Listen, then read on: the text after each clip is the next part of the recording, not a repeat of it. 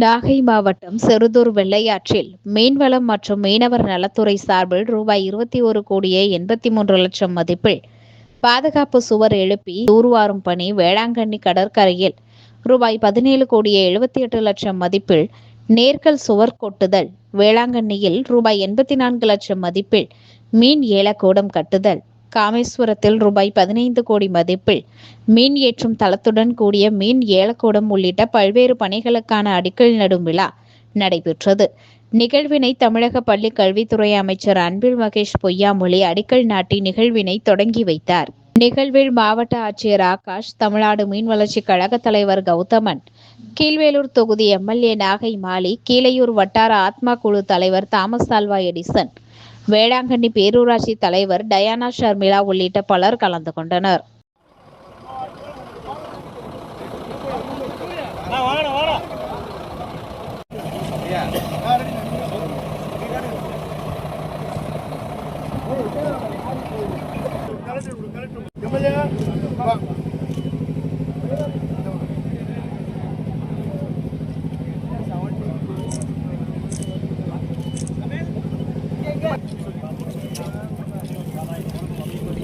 இந்த முதல் தாரமானது மீனவ மக்கள் கடலுக்கு மீன் பிடிக்க செய்யும் போது பல ஆண்டு கோரிக்கையாக இருந்து வந்தது.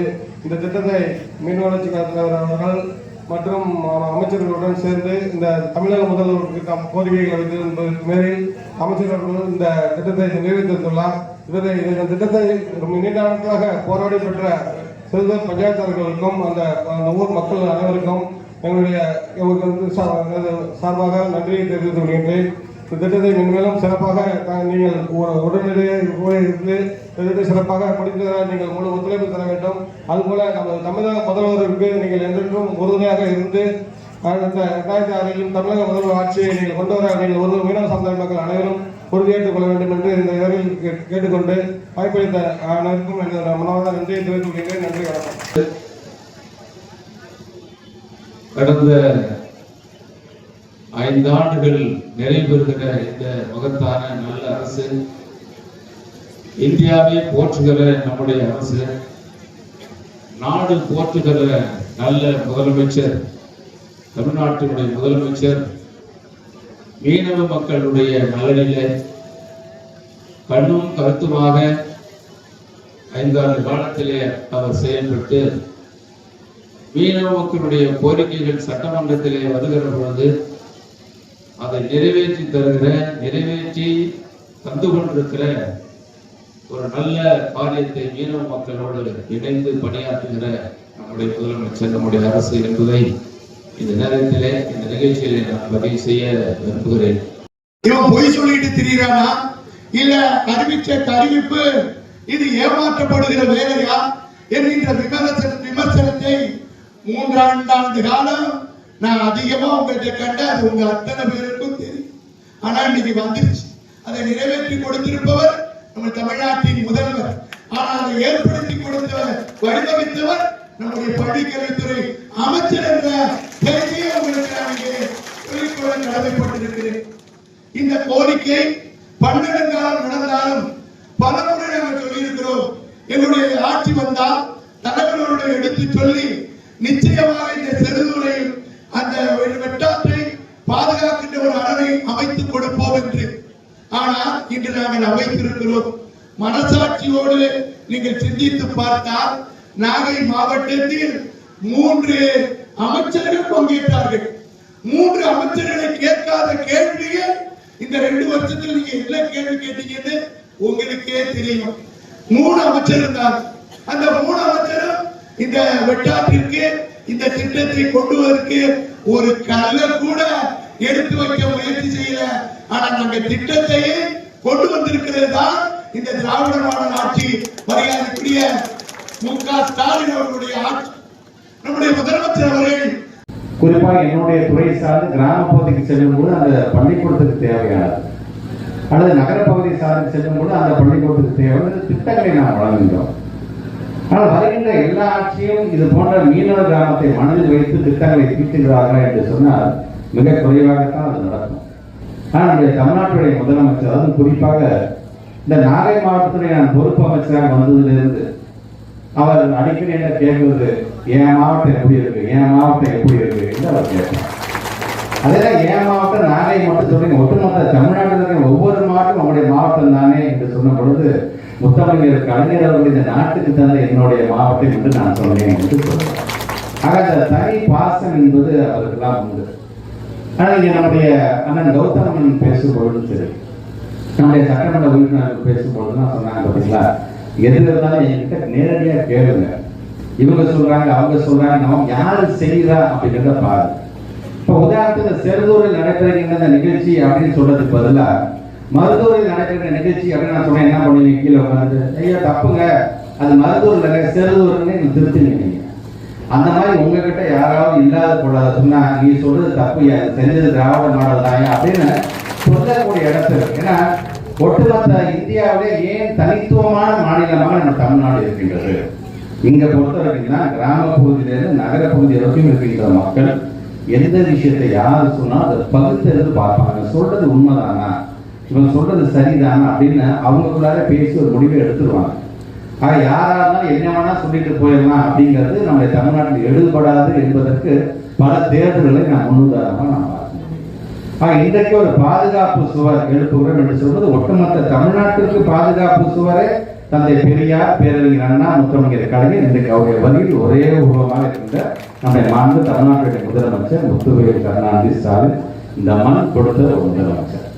ஆக இந்த பகுதிக்கு தேவையான திட்டங்களை நான் பார்த்து இப்ப கூட நம்முடைய அண்ணன் சொன்னபோது இந்த செருதூர் இந்த பகுதியை சார்ந்திருக்கின்றது, இந்த ஊராட்சி பிரிச்சு கொடுத்தா கொஞ்சம் நல்லா இருக்கும். ஏன்னா மக்கள் தொகை அதிகமாக இருக்கின்றது, வளர்ச்சியும் அது சார்ந்த நிதியும் அதிகமாக வரும் என்கின்ற அடிப்படையில் எடுத்து சொல்லியிருக்காங்க. இப்போ வளர்ச்சி என்று வரும் பொழுது மக்களுடைய இந்த தொகையின் அடிப்படையில் அதை நாம் பிரிக்கும் பொழுது வளர்ச்சி வரும்.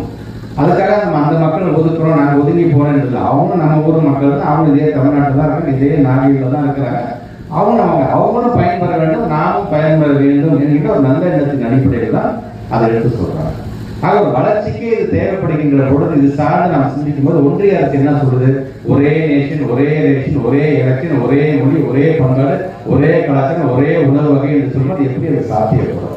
ஆக இதையெல்லாம் உணரக்கூடிய ஒரு கூட்டமாகத்தான் நாம் இருந்துட வேண்டும் என்பதற்காகத்தான் இந்த பள்ளிக்கு போற பிள்ளைகளிலிருந்து பல்லில்லாத கிழமை வரைக்கும் சிந்திக்கக்கூடிய ஒரே மாநிலம் எது என்று சொன்னால் நம்முடைய தமிழ்நாடு தான் என்கிற பெயரை நாம் பெற்றிருக்கின்றோம். ஆக வருகை தந்திருக்க நீங்கள் எது சரி எது தவறு என்பதை பிரித்து பார்க்க வேண்டும் என்பதற்காகத்தான் இந்த அரசு விழாவில் இந்த கருத்து நடத்திக்கணும். அரசியல் மேடைகள் இந்த ஓட்டு கேட்கறதுக்காக நடைபெற்ற கூட்டம் அல்ல. இது நாங்கள் சொன்ன திட்டத்தை நிறைவேற்றுவதற்கு அடிக்கல் நாட்டுவதற்காக வந்திருக்கணும். அதனால் அந்த உரிமையோடு உங்களோட நாங்கள் பேசிட்டு இருக்கிறோம் என்பதான் நீங்க மனதில் வைத்துக் கொள்ள வேண்டும்.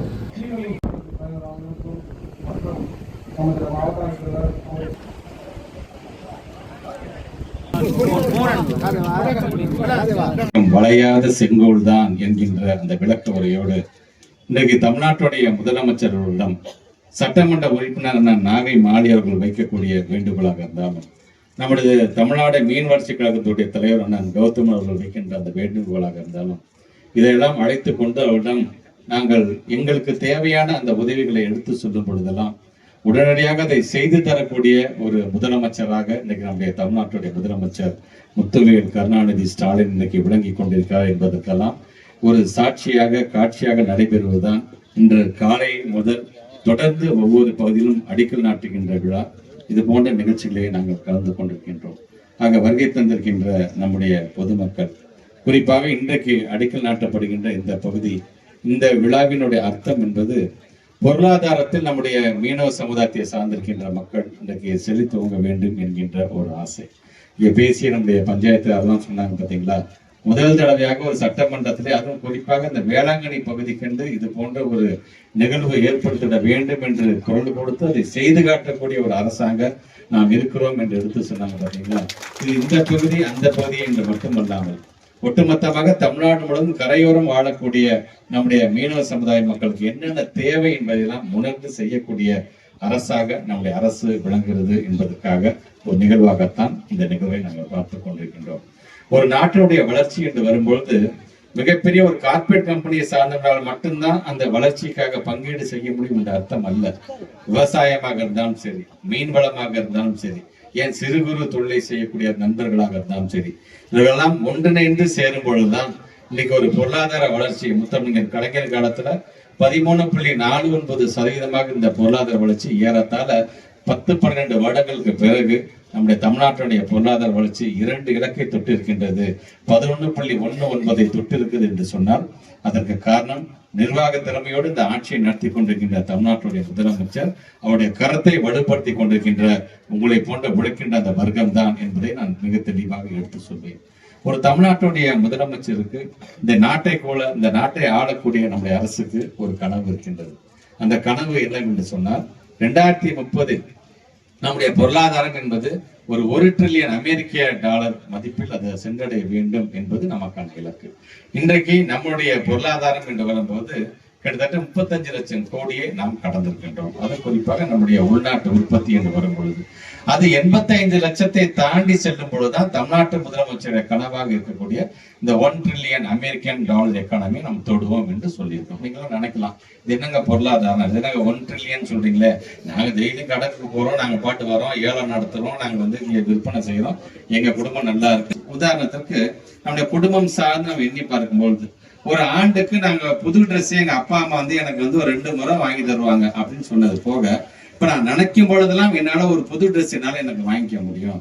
வெறும் பட்டன் போன் மட்டும் நான் வச்சுட்டு இருந்தேன், இன்னைக்கு நவீனமான ஒரு போன் என்னால வச்சுக்க முடியும், வாங்குறதுக்கான தகுதியை நான் பெற்றிருக்கிறேன் அப்படின்னு நம்ம சொல்றோம். பாத்தீங்களா, இதெல்லாம் தான் ஒரு பொருளாதார வளர்ச்சிக்கான நம்மை அறியாமல் நம்முடைய குடும்பத்தில் ஏற்படக்கூடிய ஒரு மிகப்பெரிய ஒரு மாற்றமாக நாம் பார்க்கணும். இப்ப உரிமை தொகை மாதம் 1000 ரூபாய் நம்ம வழங்கணும், குடும்பத்தில் அறிவிக்கலாம். உதாரணத்துக்கு ஒரு கிராமத்துல ஒரு 1500 பேர் வாழ்றாங்க, அதுல கிட்டத்தட்ட ஒரு 500 பேருக்கு உரிமை தொகை கிடைக்கிறது அப்படின்னு சொன்னா கிட்டத்தட்ட இந்த ஒரு மாதத்திற்கு மட்டும் அந்த கிராம பகுதியை மட்டும் சார்ந்து ஒரு 5 லட்சம் ரூபாய் நிதி இன்னைக்கு ஒரு சுழல் அந்த பக்கத்துல அது சுழலும். அப்படி சுழலும் பொழுது அந்த கிராமத்தில் இருக்கிற ஒரு பொட்டி கடை, ஒரு டீ கடையில நீங்கள் வாங்கக்கூடிய பொருளுடைய மதிப்பு, வாங்கக்கூடிய பொருளுடைய அளவு அதிகமாகும். ஏன்னா உங்களோட பணம் இருக்குது, எனக்கு ஒரு காலத்துல 100 ரூபாய்க்கு வாங்க என்னால 200 ரூபாய்க்கு வாங்க முடியும் பொருளை. நான் டீ கடையில ஒரு 4 நாளைக்கு ஒரு தடவை டீ குடிச்சேன்னா நான் டெய்லி என்ன டீ குடிக்கிற அளவுக்கு என்னுடைய பொருளாதாரம் வழங்கிட்டு என்று நம்ம சொல்றோம். சோ இந்த பொருளாதாரம் என்பது ஒரு கிராம பகுதியை மட்டும் நான் சொல்லும் பொழுது ஒரு 5 லட்சம் ரூபாய் பணம் புழங்கும் பொழுது ஒரு மாற்றத்தை அந்த கிராம பகுதி மக்களுக்கு எப்படி ஏற்படுத்துகிறது. சோ இதையெல்லாம் சார்ந்துதான் ஒரு குறியீடின் சார்ந்ததுதான் இன்னைக்கு நம்ம ஒரு நாட்டினுடைய நான் சொன்ன மாதிரி அந்த உற்பத்தியோட மதிப்பு, உள்நாட்டு உற்பத்தியோட மதிப்பு என்று சொல்றோம். பாத்தீங்களா, ஒரு காலகட்டத்தில் ஒரு பொருள் உற்பத்தி ஆகுவதற்கும் சேவை மனப்பான்மை இருக்கக்கூடிய அந்த பொருளுடைய மதிப்போடைய அளவு பாத்தீங்களா, இதுதான் கிராஸ் டொமஸ்டிக் ப்ராடக்ட் என்று நாம் சொல்றோம். சோ இது அதிகமாக வேண்டும் என்று சொன்னால் நம்முடைய அரசாங்கத்தை சார்ந்திருக்கிற தமிழ்நாட்டுடைய முதலமைச்சர் கனவு நினைவாக்க வேண்டும் என்று சொன்னா வெறும் முதலமைச்சரை பொறுத்தவரை இதுதான் என் கனவுன்னு சொல்லிட்டு போகல, உங்களோடு சேர்ந்து உழைக்கக்கூடிய ஒரு முதலமைச்சரை நாம் பெற்றிருக்கின்றோம். நீங்களும் அவரோடு சேர்ந்து உழைச்சா, இவரை நம்பி நான் என்னால உழைச்சேன்னா என்னுடைய வாழ்வாதாரம் மேம்படுங்கிற நம்பிக்கையை பெறுறீங்க பாத்தீங்களா, அதுதான் ஒரு அரசாங்கத்தினுடைய மிகப்பெரிய வெற்றி. அதைத்தான் நாம் திராவிட மாடல் அரசு என்று நாம் சொல்லிக் கொண்டிருக்கின்றோம். ஆக அந்தந்த பகுதியை சார்ந்திருக்கின்ற மக்கள் அவங்க செய்கின்ற தொழில் சார்ந்து மேம்படுத்திட வேண்டும் என்பதற்காகத்தான் இன்றைக்கு இது போன்ற அடிக்கல் நாட்டு விழா, இது போன்ற நிகழ்வுகளை நாம் தொடர்ந்து நாம் நடத்தி கொண்டிருக்கின்றோம்.